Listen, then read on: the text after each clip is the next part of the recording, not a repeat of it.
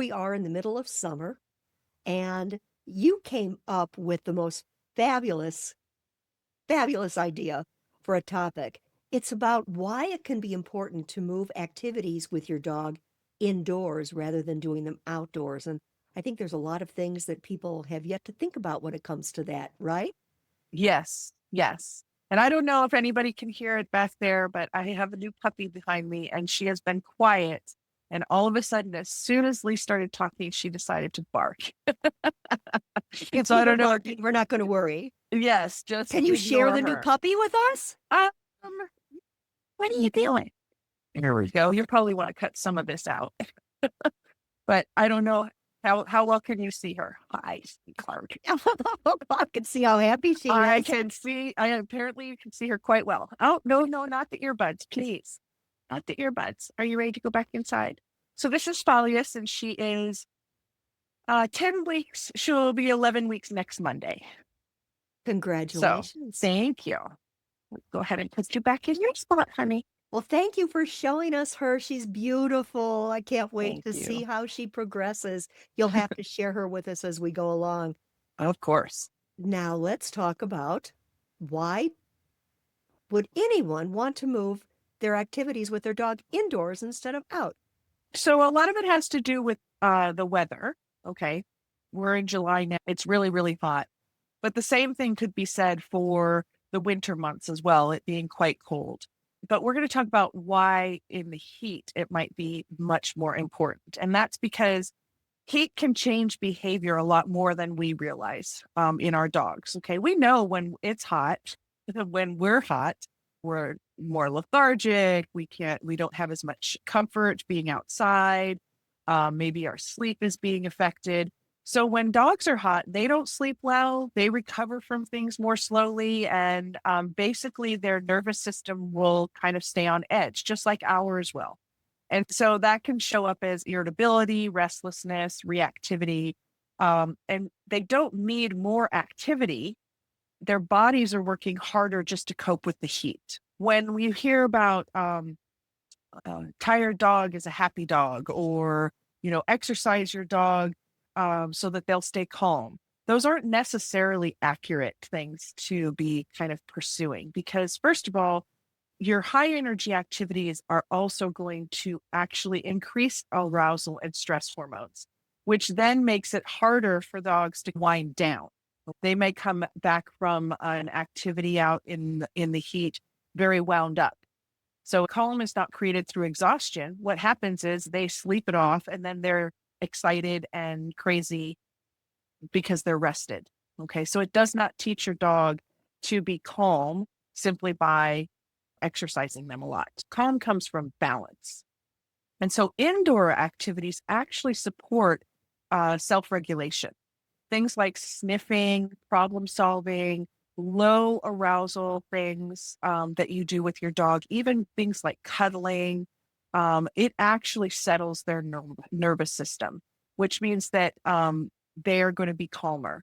On top of that, you can control things a lot better when you're inside. So if it's hot, you can control the temperature better when you're indoors.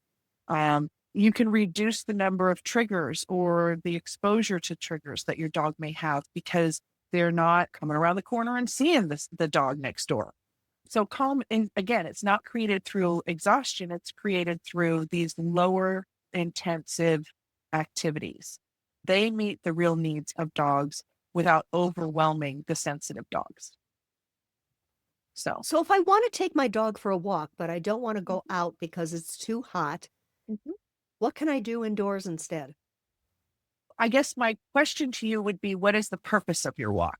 And that would be what determines what you would do inside. So, for example, if your purpose for the walk is to let them gather smells and be able to sniff what's going on in the neighborhood, then you might do something like a scent game inside where you're hiding treats, or you have gone outside to collect some things and you have them in, little baggies, and you let them smell the little baggies inside.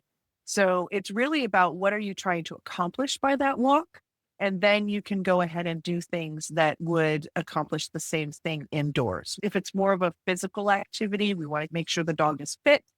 then there are little things that you can do, like, get a little stool and have them put their feet up on it. Ask them, to put their front feet up on it or even their back feet up on it. Dogs don't generally really understand what's going on their back end. And so anything that you can do to help them get more aware of their back end can be helpful. There's exercises that you can do with the core. Some of them actually we consider tricks. So, for example, the spinning. Okay.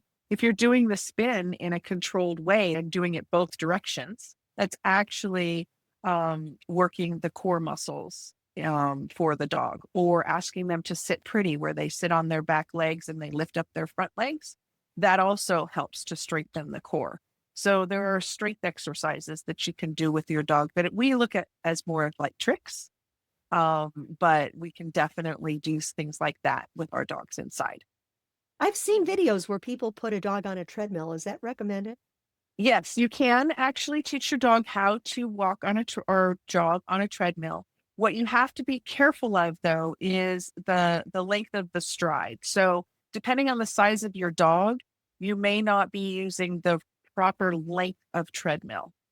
They need to be able to extend their stride completely, and not all human geared treadmills can do that. So you want to make sure that you're getting one that is good for the stride length of your dog so that they can really stretch out. So if I have, say, a German Shepherd, would a Gonna standard adult treadmill be the right size? Probably No. not. Probably not. Yeah. So it would need to be longer? Yes, much longer, right? Okay. But whereas if you had a pug or even a corgi where their stride is going to be much shorter, it might be just fine to use the one that you use. Okay. So they Okay. should someone would check with their veterinarian to see what size they should use. Yeah, I would definitely check with and if your vet doesn't know, there are a lot of physical therapy, canine physical therapists out there. I would ask them. Oh, cool. That Yes. we have to do Yeah. a future episode on canine physical therapy. That I need to know Yeah, that because existed. How cool is that? our veterinarians, they have a general knowledge about everything. And then of course they have a deeper knowledge in things that they're very interested in.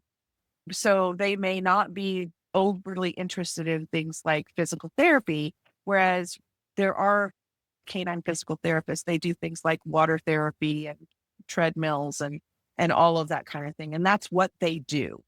So I think if I were trying to find out what my treadmill needs to be for my dog, I'd reach out to a canine physical therapist as opposed to my veterinarian, because my veterinarian may not be very well versed in physical therapy itself.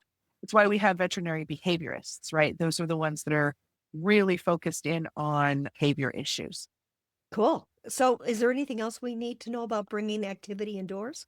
Yeah, just that rest is just as important. Many dogs don't know how to truly rest without being encouraged to do so. Making sure that they understand that rest is being calm, is safe, and can be rewarded and is just as good as running around the backyard. Summer's a great time to practice that because the weather's not so great, right? So really focus on hey, chill out, relax, make sure you're getting your sleep.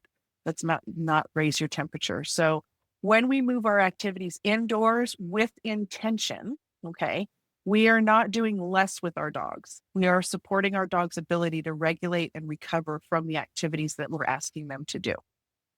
Very good. Anything else to add?